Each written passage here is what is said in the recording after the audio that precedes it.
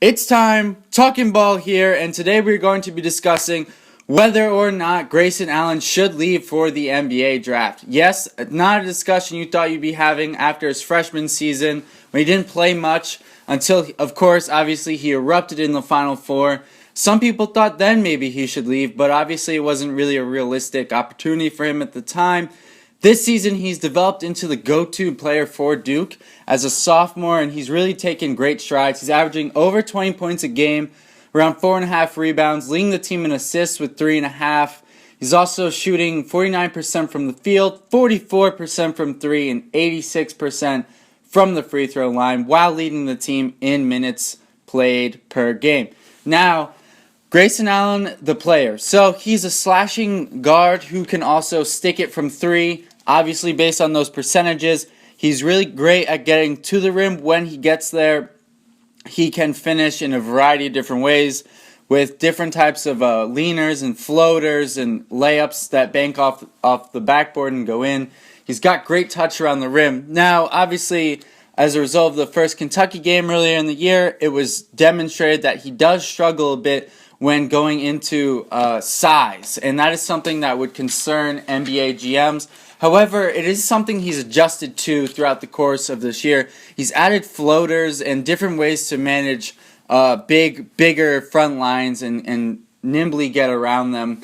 And that's something that Grayson Allen has shown an ability to do. He's been growing throughout the year. He wasn't a pass-first player. Duke needed somebody to do that. And not that he's become pass first, but he's led the team in assists, which shows that, yes, he does have passing ability. He's great at dumping the ball off to Plumlee, driving and kicking to Kennard or Ingram, and he's shown an ability to develop his game as the season's gone on. Now, reasons why he should enter this year's draft, at least for me. Now, again, this is going to become, obviously, Grayson Allen's decision, no one else's. But from my perspective, looking at it, it is a weak draft, okay? So there aren't that many prospects this year, and next year's class, freshman class, which is really what the basis of an NBA draft is supposed to be loaded. Now, they've said that before, but they're pretty sure next year is going to produce a lot of talented players. So this year, the theory goes that he could get drafted much higher than he would in a typical draft, and specifically next year. Now, that's assuming he would leave after his junior season, and that's not a guarantee as well.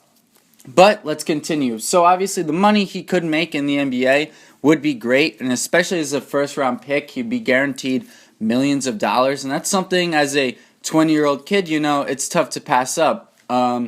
It'll depend on, the advice he gets from his parents, from the coaching staff, from Coach K, and what he feels is best for him. Does he want to stay for a degree, and does he want to continue playing at Duke, or does he want to take on a new challenge and head to the NBA? Now, staying at Duke, the reason why I feel like you should really consider this is because, yes, Brandon Ingram is most likely leaving, and they'll be losing the senior leadership of Emile Jefferson and Marshall Plumlee in the front court, but they're bringing in one of the top classes already for next year with the number 1 and number 2 players, Harry Giles and Jason Tatum, at the power forward and small forward position respectively. It's a lot of incoming talent right there alone, but then you add in the number 14th ranked player in Frank Jackson, a nice guard.